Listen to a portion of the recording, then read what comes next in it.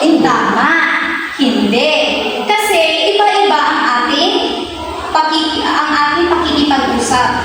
Hindi dapat natin itong isaalang-alang na ang ating pakikipag-usap o pakikipagtungo sa iba ay dapat natin iangkop. Wait lang. Ngayon, ang ating tatalakayin ay ang formal at di formal na mga salita. Bago tayo dumako dyan, ay babahagi ko muna ang ating mga layunin. Una, malaman ang mahulugan ng formal at di formal na wika. Pangalawa, matukoy ang pagkakaiba ng dalawa. Pangatlo ay magamit ang tamang uri ng wika sa tamang sitwasyon.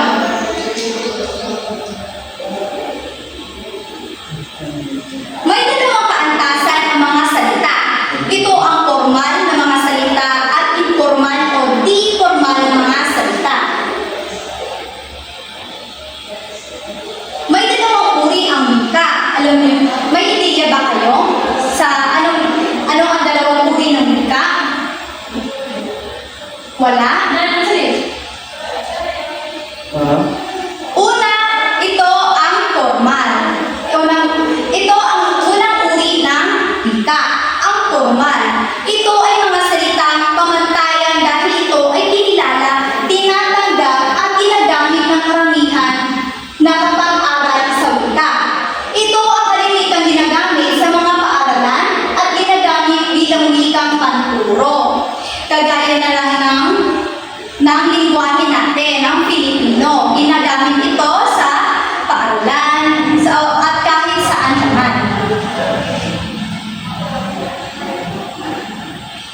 Unang uri ng formal. Ito ay ang pambansa.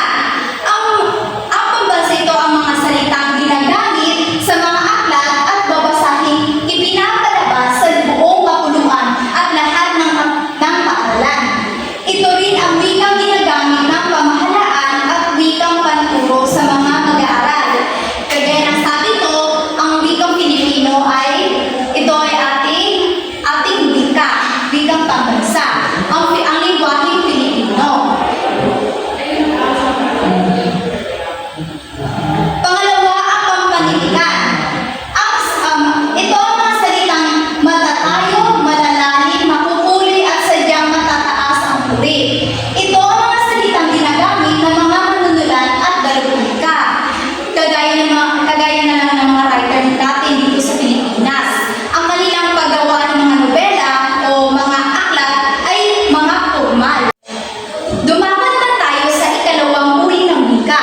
Ito ang di formal o informal.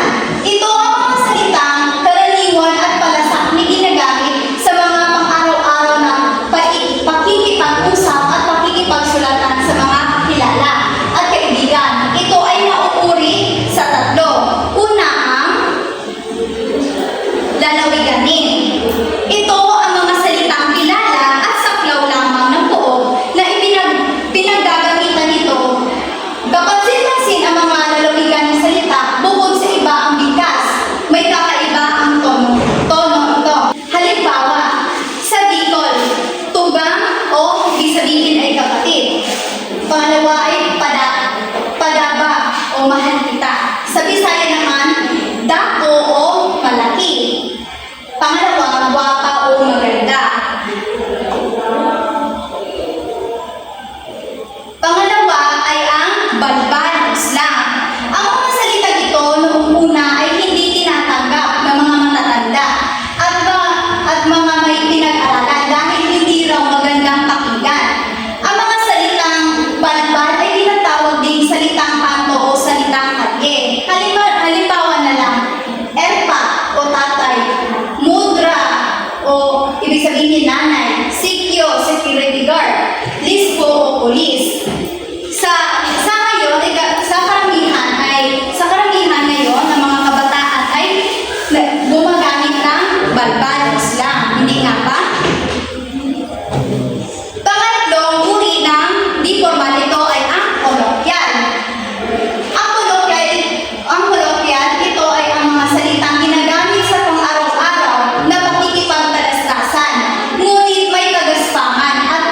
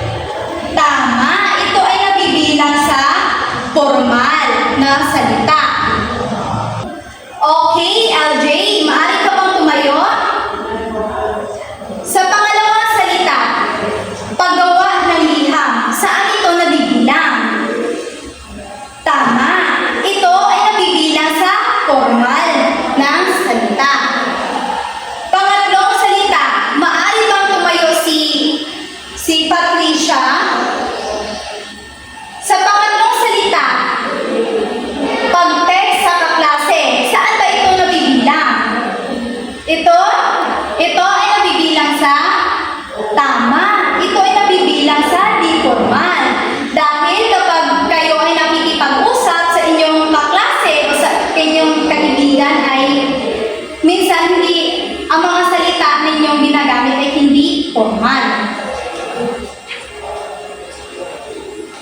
Pang-apat na salita. So, Lovely, maaari ka bang tumayo? Maaari ka bang tukuyin kung saan ito nabibilang? Usapan habang naglalaro. Saan ito nabibilang? Tama! Tumpak, ito ay nabibilang sa di formal. At panghuling salita, maaari bang tumayo si Jamela? Okay, ang iyong